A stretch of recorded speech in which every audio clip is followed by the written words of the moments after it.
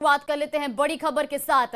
अमेरिकी राष्ट्रपति Donald Trump का भारत को झटका। इस वक्त की बड़ी खबर आपको बता दें, H-1B वीजा की फीस बढ़ाई गई है। यूएस जाने के लिए अब देने होंगे 83 लाख रुपए। इस वक्त की बड़ी खबर आपको बता दें, भारतीय आईटी प्रोफेशनल्स पर इसका सीधा असर पड़ेगा।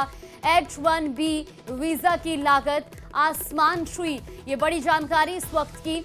तो डोनाल्ड ट्रंप ने भारत को ये बड़ा झटका दिया है। दरअसल आपको बता दें कि जो भारतीय आईटी प्रोफेशनल्स हैं, अब उन पर इसका सीधा असर पड़ेगा, क्योंकि अब H-1B वीजा की लागत और ज्यादा बढ़ गई है और यूएस जाने के लिए अब 83 लाख रुपए देने होंगे। भारतीय आईटी प्रोफेशनल्स पर इसका सीधा असर पड़ेगा।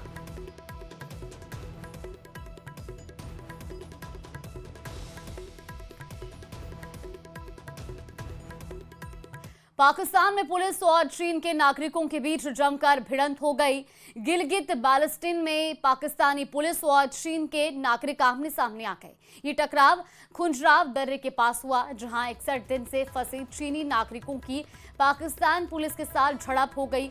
दूसरी तरफ पाकिस्तान की नीतियों के खिलाफ स्थानीय प्रदर्शनकारियों ने काराकोरम हाईवे को बंद कर दिया। इसी के चलते तनाव बढ़ता जा रहा है। जानकारी के मुताबिक सोसत इलाके में चीनी नागरिकों और पाकिस्तानी पुलिस के बीच झड़प हुई है। प्रदर्शनकारियों का आरोप है कि इस बंद का जिम्मेदार इस्लामाबाद की नीतियां हैं।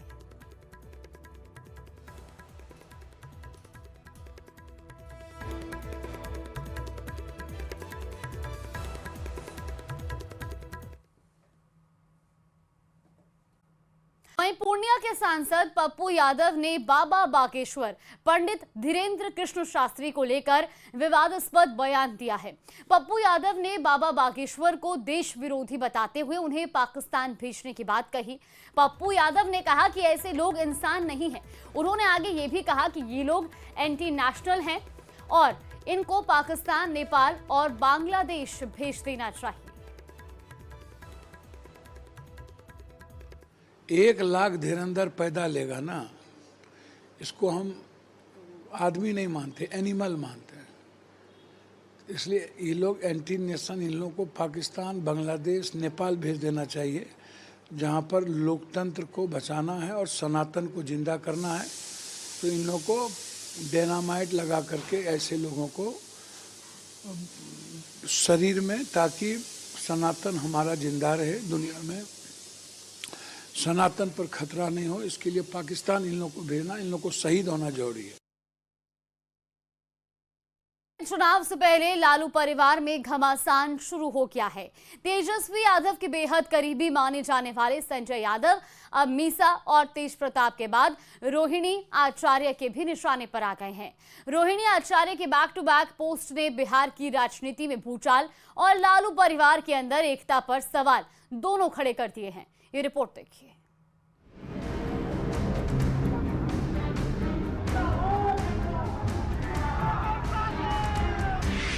चुनाव से पहले लालू परिवार में घमासान। भाई के बाद बहन ने दिखाए बगावती सुर।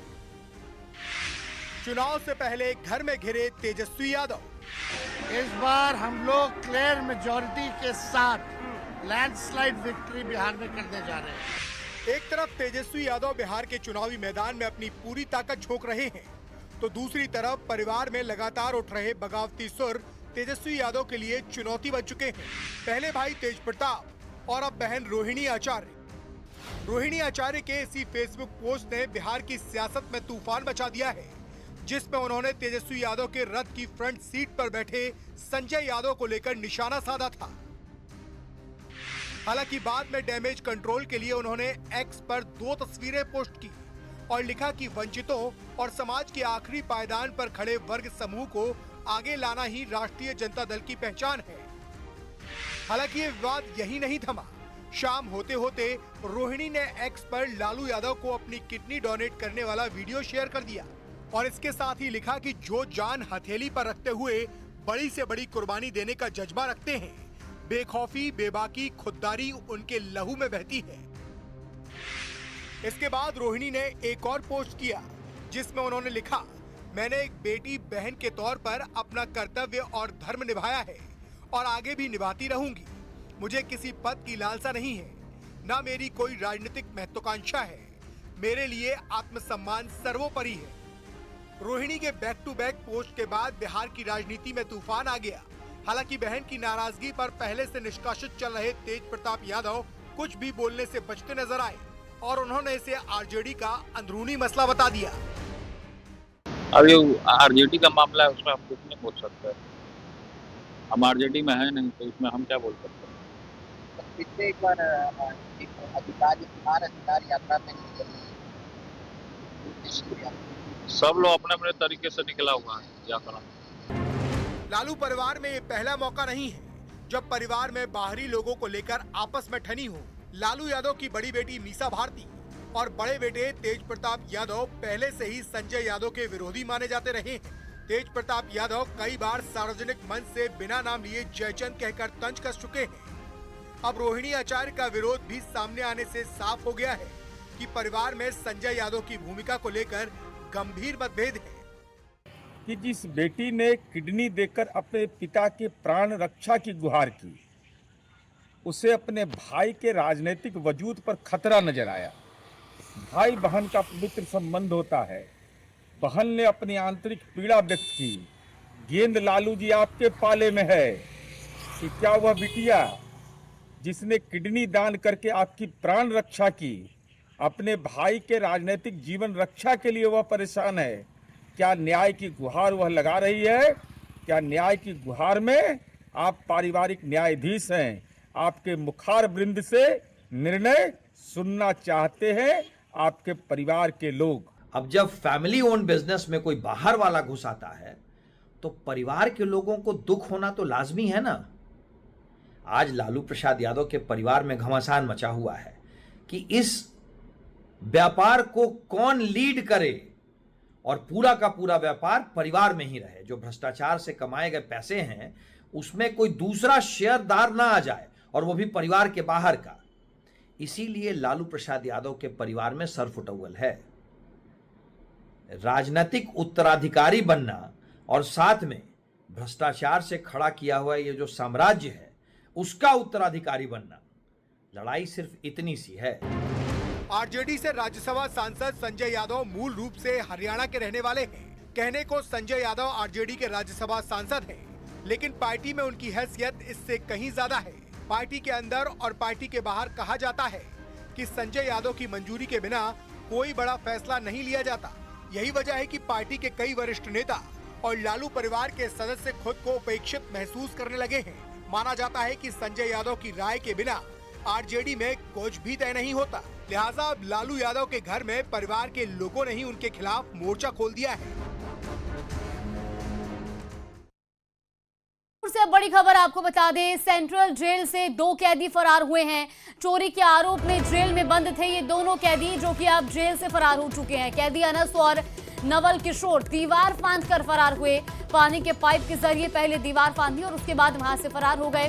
कैदियों के फिल्मी तरीके से भागने पर अब पुलिस भी हैरान है और सवाल भी खड़े हो रहे हैं, क्योंकि ये दोनों ही कैदी जो कि चोरी के आरोप में जेल में बंद थे, वो पानी के पाइप के जरिए दीवार फांदकर वहां से फरार हो गए हैं। और कैदियों के फिल्मी तरीके से भागने पर अब पुलिस भी हैरान है। तो जयपुर सेंट्रल जेल का ये पूरा मामला है, जहां जेल से 2 कैदी फरार हो गए। तो चोरी के आरोप में जेल में ये बंद थे।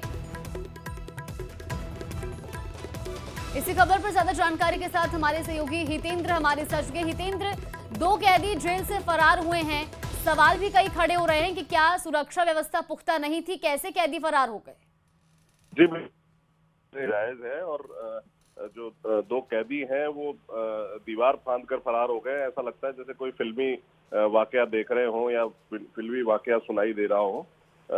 तो इस तरह की जो चीज है, इसमें 2 कैदी हैं, अनस और नवल किशोर जो है वो चोरी के आरोप में जो है यहाँ बंद थे, यहाँ कैद थे, और दोनों जो है पाइप के जरिए जो है दीवार फांदकर जो है फरार हो गए। फिलहाल पुलिस दोनों की तलाश कर रही है। जी चलिए, बिल्कुल, बहुत शुक्रिया आपका जानकारी साझा करने के लिए। तो देखिए, पुलिस अब दोनों कैदियों की तलाश में जुट गई है।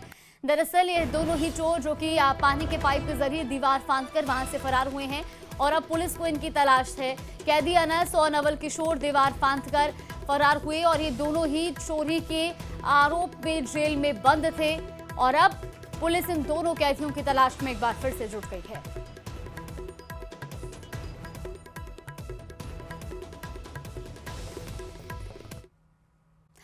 रांची में आर्मी के लिए रोबोटिक आर्मी डॉग की प्रदर्शनी लगाई गई, जिसमें कई तरह के रोबोटिक डॉग दिखाई दिए। इन्हें खास तौर पर सेना के लिए तैयार किया गया है और ये जमीन के साथ साथ पहाड़ और बर्फ पर भी चल सकते हैं। तो देखिए, इंडियन आर्मी का एक ऐसा यंत्र जो इंसान को गए बगैर इंसानी काम कर सके। थोड़ा इसके हरकतों को देखिए और समझिए कि किस तरीके से भारतीय सेना के जवान के लिए ये काम करता है। हमारे साथ इसके एक्सपर्ट्स हैं जो बताएंगे कि किस तरीके से ये मुल्क काम करता है और कैसे ये भारतीय सेना के लिए लाभदायक है। हमारे साथ समीर है। समीर, कैसे ये काम करता है, एक बार थोड़ा बताइए इसको। सब बेसिकली आप थोड़ा एक्टिविटी कराते रहिए। सबसे पहले तो आप जैसे कि ये देख रहे हैं, ये इक्विपमेंट अभी ऑलरेडी इंडियन आर्मी के पास इंडक्टेड है और ये सबसे ज़्यादा जो काम आता है फॉरवर्ड लोकेशंस में काम आता है। ये फर्स्ट लाइन ऑफ डिफेंस आप इसको कह सकते हैं। ये आगे भी जाएगा? बिल्कुल आगे आप इसको कर सकते हैं। सर्विलेंस, इसकी जो टोटल रेंज है वो 10 का रेंज है, मतलब इसकी 10 किलोमीटर्स इसकी रेंज है साहब। ये 11 से 12 किलो तक का पेलोड अपने साथ कैरी कर सकता है। हमने इसके हरकतों को भी देखा है कि ये इंसानी रूप से किस तरीके से काम कर सकता है, अपने ऊपर एक लोड उठाकर काम कर सकता है और इसकी ये क्षमता है कि जब ये अपने ऊपर एक लोड उठाए तो ये 10 किलोमीटर तक का जो यात्रा है वो ये तय कर सकता है। जो एक्सपर्ट्स हैं वो बताते हैं कि ये खास इस वजह से है क्योंकि ये इंसानी जान को बचा सकता है। इसकी ये खासियत है कि जब आर्मी के जवान पहले किसी जगह पर पहुंचे तो उससे पहले ये रोबोट वहां पर पहुंचे, अगर वहां कुछ डिडक्ट होता है तो उन तमाम घातक चीजों को ये अपने ऊपर ले और इंसान की जान को बचाया जा सके।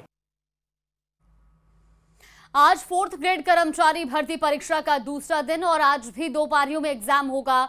ये बड़ी खबर आपको बता दें, 53,749 पदों पर भर्ती होनी है।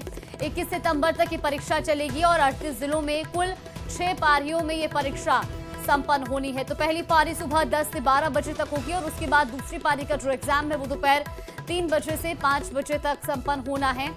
इसको लेकर के परीक्षा केंद्रों में भी जो प्रशासन है उसने पुख्ता तैयारियां की हुई हैं और गहनता से चेकिंग के बाद ही अभ्यर्थियों को अंदर एंट्री दी जा रही है। कल भी हमने आपको तस्वीरें दिखाई थी जहां तमाम परीक्षा केंद्रों में 3 लेयर चेकिंग के बाद अभ्यर्थियों को अंदर एंट्री दी गई और इसके बाद 10 बजे से और दोपहर 12 बजे तक पहली पारी का एग्जाम होगा, ये आपको बता दें। और साथ ही दोपहर 3 बजे से शाम 5 बजे तक दूसरी पारी का एग्जाम होना है। इस एग्जाम को लेकर के जो तैयारियां हैं वो भी पूर्ण की गई हैं।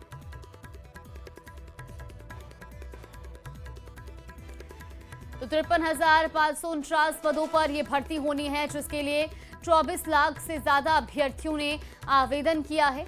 और साथ ही आपको ये भी बता दें कि इस एग्जाम को लेकर के प्रशासन भी पूरी तरीके से मुस्तैद नजर आ रहा है ताकि जो परीक्षा है वो। और अब इसी खबर पर हमारे संवाददाता अशोक भाटी अजमेर से हमारे साथ जुड़ गए हैं और उदयपुर से कपिल श्रीमाली हमारे साथ जुड़ चुके हैं। अशोक, सबसे पहले आपका रुख करना चाहूंगी, आज भी 10 बजे से पहली पारी की परीक्षा शुरू होनी है, फिलहाल तस्वीरें परीक्षा केंद्रों की।